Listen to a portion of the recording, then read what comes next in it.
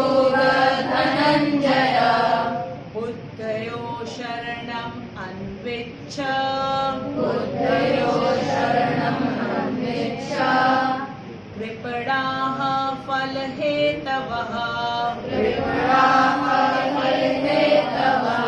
आप प्रभु जी की हेल्प करिए। मैम हाँ एक बार मैम इससे पहले वाला श्लोक एक बार बता दीजिए। अभी बस दूरेण ह्यवरं कर्म दूरेण ह्यवरं कर्म बुद्धियोग धनञ्जय बुद्धियोग धनंजय बुद्धयो शरणम् अन्विच्छ बुद्धयो शरणम् अन्विच्छ कृपणाः फलहेतवः कृपणाः फलहेतवः। दूरेण ह्यवरं कर्म दूरेण ह्यवरं कर्म बुद्धयो योग धनञ्जय बुद्धियोग धनंजय बुद्धियोग धनञ्जय बुद्धियोग धनंजय बुद्धौ शरणम् अन्विच्छ बुद्धो शरणम् अन्विच्छ कृपणाः फलहेतवः।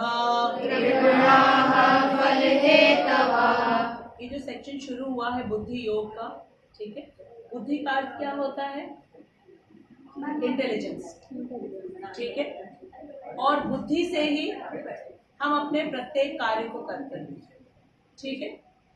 तो सबसे पहले भगवान ने अर्जुन से कहा कर्मण्यवाधिकारस्ते मां फलेषु कदाचन, ठीक है। इसमें 3 बार नहीं नहीं नहीं बोला है। किस शब्द से बोला था? ठीक है। और एक चीज पे अधिकार है, वो किस चीज पे था? फल पे अधिकार, ठीक है। और कहा फल पे तुम्हारा अधिकार नहीं है, ठीक है। दूसरी चीज क्या कही थी? अपने आप को हेतु मत समझो। वेरी गुड आकांक्षा, ठीक है। अपने आप को किसी भी कर्म का कारक मत समझो कि आप उस कर्म को कर रहे हैं, ठीक है। हाँ, आपकी वजह से हो रहा है। अगर हम ऐसा नहीं सोचते हैं तो जो फल होता है ना, उसकी रिस्पॉन्सिबिलिटी हमें नहीं लेनी पड़ती, ठीक है। और उसके बाद क्या कहा कि थर्ड थिंग, और ऐसा सोच करके अकर्म, अकर्म क्या होता है? कर्म को छोड़ देना, अपने स्वधर्म को, अपने स्वधर्म को छोड़ करके किसी और का स्वधर्म करना, ठीक है। आप जैसे स्टूडेंट है, वो सोचे हम स्टूडेंट नहीं बनेंगे, हम टीचर बनेंगे। टीचर सोचे कि नहीं हम टीचर नहीं, हम प्रिंसिपल बनेंगे, ठीक है। तो ये हुआ कि अपने स्वधर्म को छोड़ करके हम किसी और का स्वधर्म करने का प्रयास कर रहे हैं, वो अकर्म है। तो भगवान ने कहा कि ना तो तुम कर्म के फलों से अपने आप को जोड़ो, अटैच करो, और ना ही तुम अपने आप को किसी भी काम का कर्ता समझो। क्यों नहीं समझे? हम बोल रहे हैं, हम क्यों ना समझे अपने आप को करना? क्या भगवान ने दिया हमको? हर चीज की क्षमता, ठीक है। ये शरीर हमको दिया है, इस शरीर में जो जितनी क्षमताएं हैं हमको सब भगवान ने दिया है। तो हम कहाँ कर रहे हैं? भगवान हमसे करा रहे हैं, ठीक है। तो जब भगवान हमसे करा रहे हैं तो हम अपने आप को कर्ता ना माने।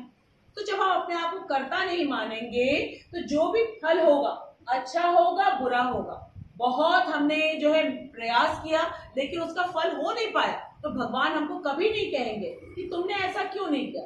वो कहेंगे किसने अपने आप को कर्ता माना ही नहीं है, ये तो सिर्फ मेरे आदेश अनुसार इसने सिर्फ कर्म किया है, ठीक है। और अपने कर्म को भी छोड़ा नहीं, ये सोच करके कि मुझे तो कुछ मिलने नहीं वाला है, फिर मैं क्यों करूं, ठीक है। तो हमें सिर्फ क्या करना है? भगवान के आदेश अनुसार, जिस प्रकार से हर चीज का, जब हम कोई एक डिश बनाने जाते हैं और हमें नहीं मालूम होती है तो उसको हम कहाँ देखते हैं? यूट्यूब में देखते हैं, ठीक है। और स्टेप बाय स्टेप हम फॉलो करते हैं, ठीक। जरूरी तो नहीं है कि वो बहुत अच्छा बन जाएगा, हो सकता है बहुत खराब भी बने, लेकिन अगर हम उसका रिजल्ट देखेंगे तो कभी भी हम अपने प्रयास नहीं कर पाएंगे, ठीक है।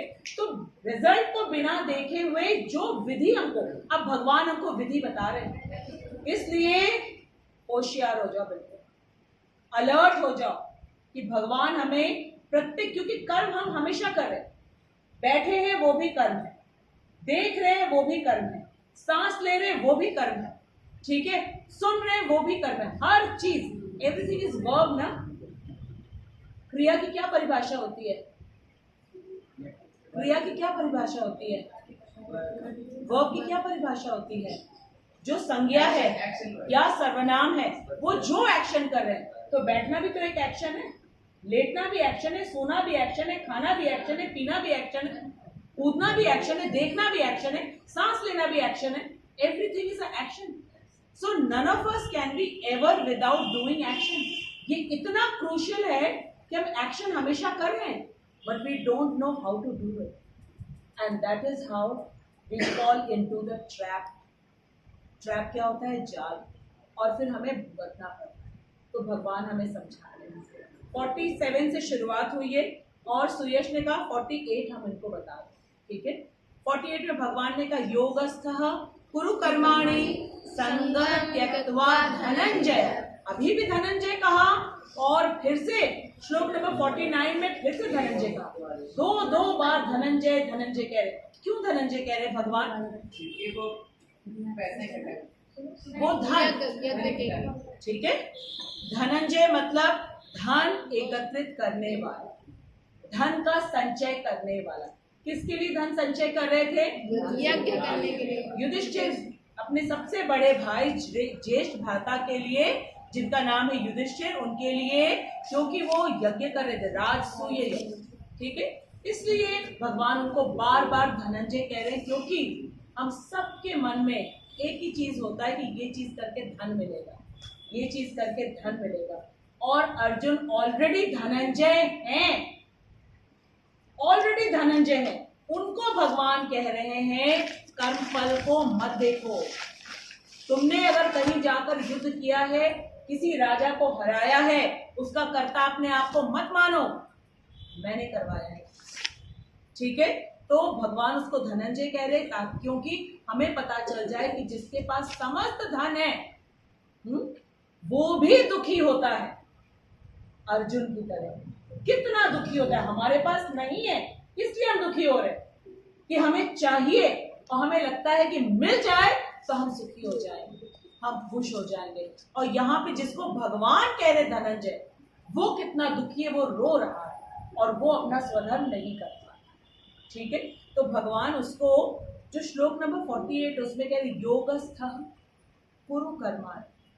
योग का अर्थ क्या होता है? पिछली बार हमने सीखा था कि क्या होता है बेटा? भगवान के रूप, सब इंद्रियों को एकत्रित करके भगवान की सेवा में लगाए। क्योंकि योग में एक मुद्रा होती है, ठीक है। योग का मतलब होता है कनेक्ट करना, जुड़ना। कैसे जुड़ेंगे?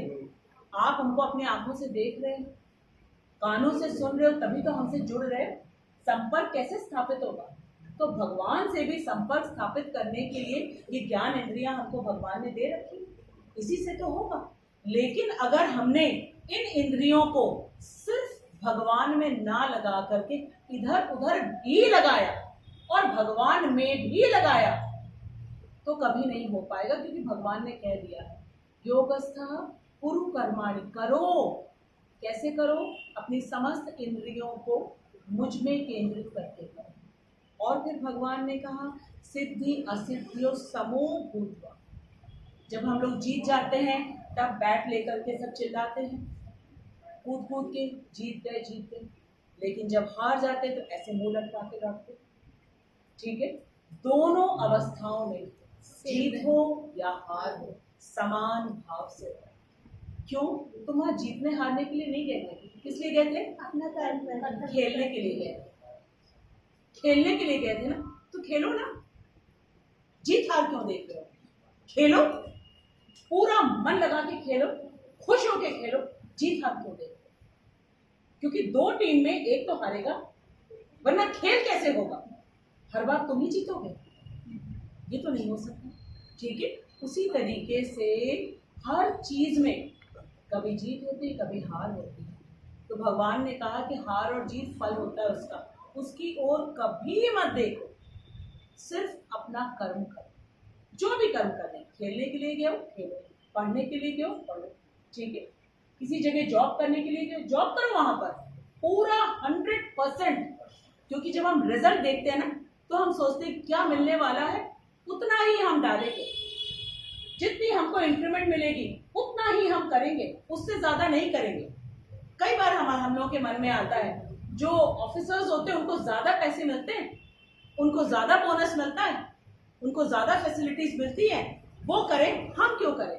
नुकसान किसका करते हैं? अपना करें। तो भगवान हमें विधि बता रहे हैं। और हमने आप लोगों को एग्जाम्पल दिया था कि मैथ्स का जब हम सवाल लगाते हैं तो साइड में एक कॉलम बनाया जाता है, ठीक है, रफ कॉलम बनाया जाता है, उसमें क्या किया जाता है? रफ वर्क किया जाता है, कैलकुलेशन किया जाता है, ठीक है। अगर आपके सवाल का उत्तर सही भी हो और वहां पे जो कैलकुलेशन है वो अगर गलत है, आपको नंबर नहीं देते हैं। और अगर सवाल का उत्तर गलत है और वहां पे कैलकुलेशन सही है, प्रोसीजर सही है, जो विधि बताई गई है, तो आपको नंबर मिलते हैं प्रोसीजर के। अब भगवान हमको प्रोसीजर बता रहे, क्या करने का? कर्म करने का, ठीक है। तो कर्म के प्रोसीजर को अगर हम सीख जाएंगे और भगवान की एक एक बात खूब अच्छी तरीके से, पूर्ण विश्वास से कि भगवान हमसे क्यों कह रहे हैं, क्योंकि भगवान हमारे नित्य माता पिता हैं, वही हमारे नित्य हितैषी हैं। हितैषी का अर्थ क्या होता है? शुभ चिंतक।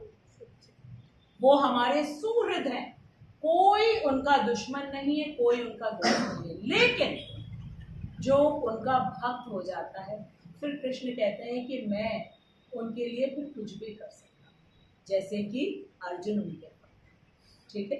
तो श्लोक नंबर 48 में भगवान ने कहा सिद्धि असिद्धि में समभाव से रहे, और हमारी प्रॉब्लम है कि हम समभाव से रह नहीं पाते। यही सबसे बड़ी प्रॉब्लम है, समभाव में नहीं रह पाते। अपने मूड को सुबह से लेकर रात तक चेक करो, समभाव में रहते हो? नहीं रहते।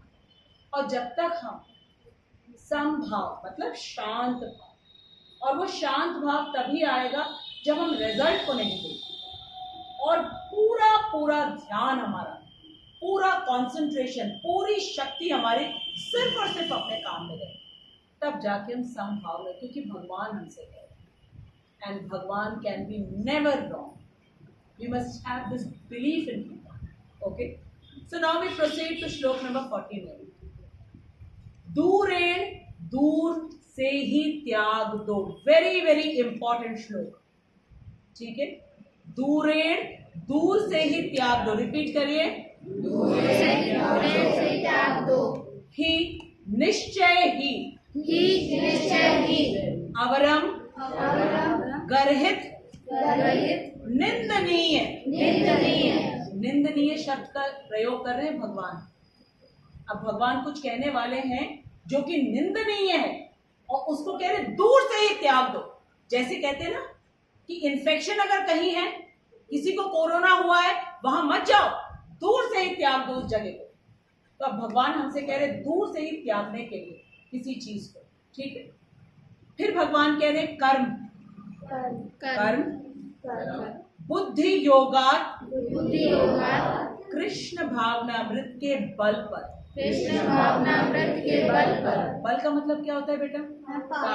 ताकत, शक्ति। क्योंकि किसी चीज को त्यागने के लिए हमें बल की आवश्यकता होती है, शक्ति की आवश्यकता होती है, ठीक है। तो अब किस चीज का वो विल पावर होगा? कृष्ण भावनामृत। और ये कृष्ण भावनामृत क्या है? कितनी बार हम लोगों ने रिपीट किया है? कृष्ण भावनामृत। व्हाट इज भाव?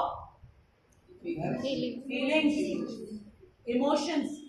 जब हम कृष्ण के भाव को समझेंगे कि हमसे वो क्यों कह रहे हैं, तब जाकर के हमारा आदान प्रदान शुरू होगा कृष्ण के। तब जाकर के हम बिलीव करेंगे कृष्ण को कि कृष्ण हमसे क्या कह रहे हैं, ठीक है। तो कृष्ण भावनामृत के बल पर, ये किससे कह रहे हैं? अर्जुन से कह रहे हैं। और अर्जुन अभी किस चीज को त्याग नहीं पा रहा है? अपने कर्म के जो रिजल्ट है, फल है, वो देख रहा है ना, मारेगा, उसको नरक जाना होगा, ठीक है। बिना अपने सगे संबंधियों के किसके साथ आनंद वो लेगा, तो वो अपनी बात सोचता जा रहा है। उन चीजों को त्यागने के लिए कह रहे हैं, इतना सरल नहीं है। इसीलिए भगवान कह रहे दूरेण ही, ठीक है। ह्यावरः कर्म बुद्धि योग धनंजय। कि कृष्ण भावनामृत के बल से ताकत मिलती है हमको। कृष्ण हमसे कह रहे हैं छोड़ दो इस चीज को, लेकिन कब हम छोड़ेंगे? जब कृष्ण के ऊपर हमारा विश्वास होगा। कब विश्वास होगा? जब हमें कृष्ण के साथ हमारा रिलेशनशिप क्या है, सबसे इंपॉर्टेंट रिलेशनशिप क्या है। ठीक है, आपको मालूम है आपके पेरेंट्स के साथ आपका क्या रिलेशनशिप है, इसलिए आप ट्रस्ट करते हो। टीचर्स को ट्रस्ट करते हो, फ्रेंड्स को ट्रस्ट करते हो आप। क्यों? बिकॉज आपका रिलेशनशिप है। ठीक है, सो मोस्ट इंपॉर्टेंट कृष्ण भावनामृत, और किसी चीज के लिए नहीं कहा है। कृष्ण भावनामृत के बल पर इन सब चीजों को त्याग दो। फिर आगे कह रहे हैं भगवान, धनंजय हे संपत्ति को जीतने वाले, रिपीट करिए, हे संपत्ति को जीतने वाले, बुद्धयो बुद्धयो ऐसी चेतना में शरणम पूर्ण समर्पण आश्रय अनविच्छ प्रयत्न करो। कितने कंसिडरेट है भगवान, कह रहे प्रयत्न करो अर्जुन, कर पाओगे, कर पाओ।